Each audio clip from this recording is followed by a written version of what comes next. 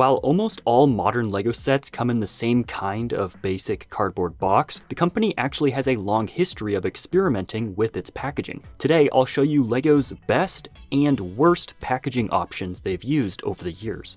When LEGO launched its first modern bricks in 1958, the packaging was simple and looked more like a model kit than a LEGO set. These sets had far fewer bricks, and as you can tell, also tended to come with several non-brick parts like cars and city decorations. The coolest thing about these packages was the custom inserts that came in each box. Much like many modern board games, these inserts allowed builders to keep their loose bricks organized by set and gave the whole package a really neat and clean look. This design was perfectly fine when the company was only making a relatively limited number of small sets, but as LEGO's offerings grew, it simply became far too expensive to continue making these custom inserts for every set, so this practice became limited to certain larger sets, as I'll show off in a minute. Throughout the 1960s and 1970s, LEGO continued to package all of its sets either with these inserts, or more commonly, simply as a loose pile of bricks rattling around in the box. At this point, LEGO was still a fairly small, niche company, and all packaging was done by hand. 20 people sat at an assembly line, each adding a specific number and type of brick to the box. According to LEGO, this resulted in nearly half of all packages having either too many or too few bricks. Something needed to change. In the 1970s, that change would come, as LEGO began using the now standard pre-packed plastic bag of parts. By separating the large and small elements from each other and packaging them in separate plastic bags, LEGO was gradually able to reduce packaging errors, and in a report published in 2008, LEGO estimated that only 3 out of every 1 million sets were shipped out with too many or too few pieces. With this new internal packaging style, LEGO was now able to focus a bit more on the design of the boxes themselves, and in the 1980s and 1990s, LEGO gave us some of their very best packaging. In the early 1990s, LEGO packaging was arguably at its peak with sets like the Fire-Breathing Fortress, the Black Knight's Castle, and the Space Shuttle, all coming in these amazing boxes with a large flap and a clear viewing window. As you can see, these sets still featured the classic inserts that really helped them stand out on store shelves. These boxes were in use for several years and appeared in nearly every line that LEGO was releasing at the time. Today, these are regarded by many fans as the best LEGO packaging of all time, and a new copy of 1992's Black Knight's Castle in box sells for nearly $5,000 these days. Unfortunately, as the 90s rolled on, these impressive packages were simply deemed too expensive and too wasteful by LEGO, and we began getting packages much more like what we see today. But that doesn't mean that LEGO was finished experimenting. No, they were actually just getting started. One of the earliest LEGO sets to get a special package for release was this set, released in 1995, appropriately named Treasure Chest. With 159 parts and 4 minifigures, this set sold for a rather steep $22, which is the equivalent of nearly $50 these days. What could possibly justify this high price for what is essentially a pretty small and somewhat boring set? Well, it's the packaging, of course.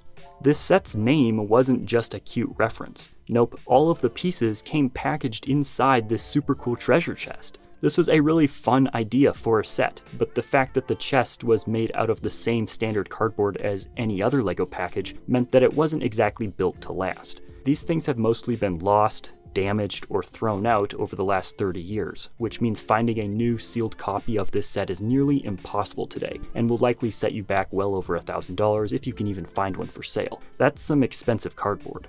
Jumping forward a few years, we've got what might be 2 of the largest LEGO pieces of all time. In 1998, LEGO released the truly gorgeous Treasure Raider set under the Adventures theme, with 172 parts and 5 minifigures. Much like the treasure chest from a few years prior, this set included a very unique container.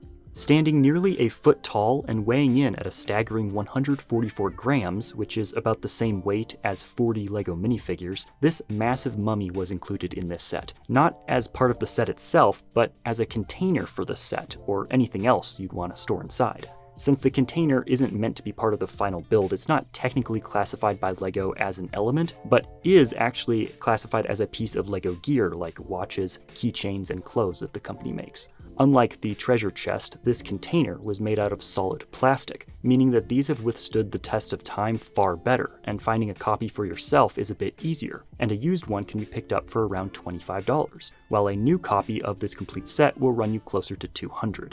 Now, this wasn't the last time that the Adventurers line would see some unusual packages. A year later, in 1999, LEGO released the Expedition Balloon, which contains one of the largest elements that LEGO has ever released. In fact, this particular piece was so large that LEGO didn't even bother trying to fit it all into the box.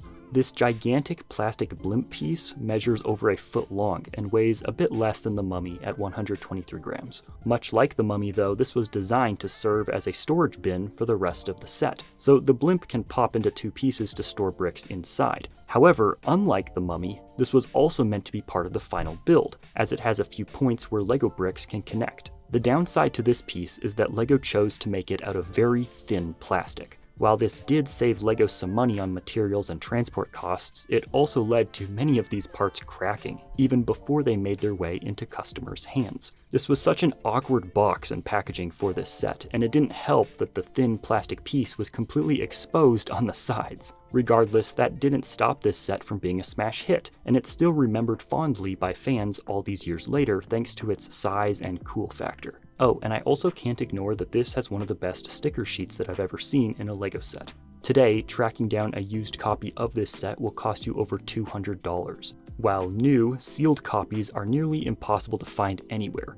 Now, doing a quick health check on the company, as the 20th century came to a close, LEGO itself was facing some serious financial difficulties as a company. It doesn't take a business genius to understand that creating one of the largest pieces the company's ever made and then including it in just one set that was only on store shelves for a single year might not be the best use of the company's resources. It also costs a lot to create a new mold, let alone a giant one. Still though, LEGO would continue to roll out sets and even entire lines with non-standard packaging, like this next one.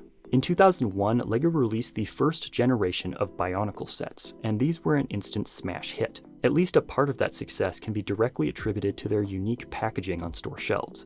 These early sets came all packed inside a special container. The completed builds could fold up and sleep in the canister, and you could display your collection of masks on top of the lids. While this type of packaging was extremely unusual for LEGO at the time, it came from a desire on LEGO's part to expand its presence beyond just toy stores. To that end, they planned on including the Bionicle capsules in a network of vending machines to make them more accessible. While that part of the plan didn't pan out, some fans have made concept images like this one to help us imagine what it may have looked like. Nonetheless, LEGO did choose to at least release the now iconic canister.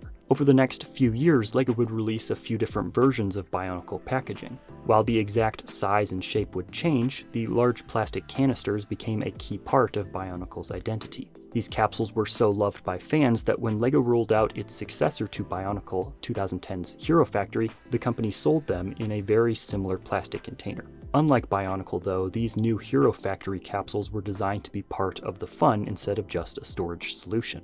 The Dropship set launched in August of 2010 to largely positive reviews. This ship was perfectly sized to fit a single Hero Factory construct, but the real surprise was hiding underneath. This ship has an incredibly unique feature among LEGO sets, as it's specifically designed to interact with the packaging of a different set. The Dropship's cargo bay holds a Hero Factory capsule perfectly, and with the press of a button, can deploy that capsule directly into the thickest part of battle, potentially turning the tide. This set was a very bold move on LEGO's part. It didn't sell particularly well, but today this set sits at a very respectable 4.3 out of 5 stars on Brickset thanks to the respect that collectors have for this experiment by LEGO, and you can pick one up for around $100 these days. But it wasn't just constructible figures that got some unique packaging in the first part of the 21st century. In 2008, LEGO released one of its all-time greatest sets, the Castle Giant Chess Set. With over 2,000 parts, an impressive 33 minifigures, and an asking retail price of $200, this massive set made an immediate splash with LEGO and chess fans alike.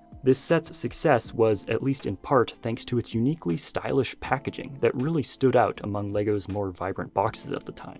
Today, finding a new sealed copy of this is nearly impossible. Even if you do manage to track one down, be prepared to pay up to $5,000 for it. In that same year, LEGO was celebrating the 50th anniversary of the modern brick, and they released a few sets aimed at recapturing the feelings of LEGO's earliest offerings. One of these was the Town Plan set with just under 2,000 pieces and 8 minifigures. Overall, it's incredibly rare to see a real person on LEGO sets, at least these days. So this box featuring a smiling middle-aged man definitely turned a few heads on store shelves. But this wasn't just any LEGO fan. This was Kjeld Kirk Christensen, grandson of the company founder and CEO of LEGO at the time.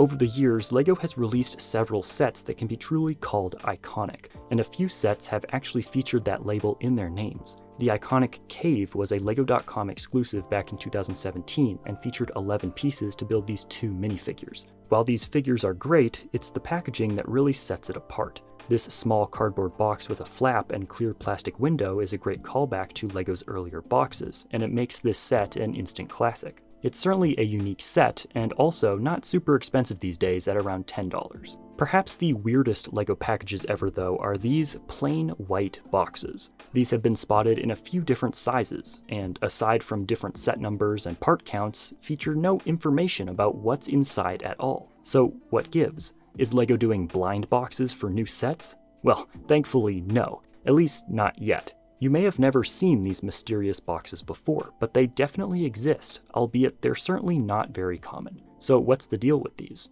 You may notice that boxes like this one include text that says 2 LEGO sets, confirming that this is in fact a multi-pack of 2 different sets. In fact, I found someone selling this set on eBay, which reveals that inside are 2 Star Wars Brickhead sets. These boxes are designed for online retailers to mix and match small sets for distribution. You may have gotten one of these boxes if you've ever ordered a LEGO Bundle 2-in-1 pack on Amazon. That's where this one is from, and you can see the sets that it contains. The white box contains the 2 normal set boxes.